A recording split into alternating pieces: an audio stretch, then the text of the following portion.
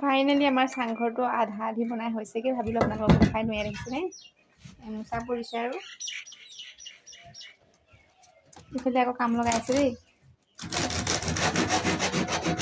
ৰ'ব মই প্ৰথম পৰাই দেখাই দিছোঁ। এয়া চাওকচোন, মই এনেকৈ উঠি গৈছোঁ দেই। এইটো ষ্টেপটো বনোৱা হোৱা নাই, জখলাডালতে উঠি গৈছোঁ আৰু উপায় নাই।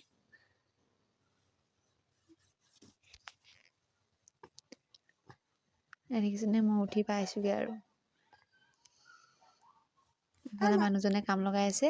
এয়া আকৌ আমাৰ চাংঘৰ নহয় কিন্তু দেই, ভঁৰালহে। মই এনেইহে কৈছিলোঁ চাংঘৰ বুলি।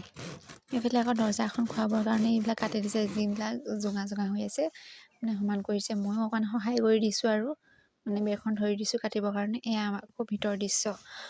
এমোচা পৰিছে আৰু ভালদৰে শুকোৱা নাই আৰু দুমোচা দিব লাগিব।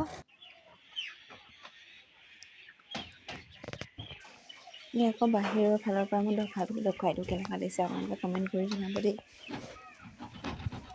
চাইডডোখৰ আৰু ভঁৰালটো অলপ ওখ কৰি দিয়া হৈছে, তলটো প্লাষ্টাৰ কৰিবলৈ আছে বাৰু। আৰু ষ্টেপটো নলা আছে ওপৰত, এয়া টিং মাৰিবলৈও আছে।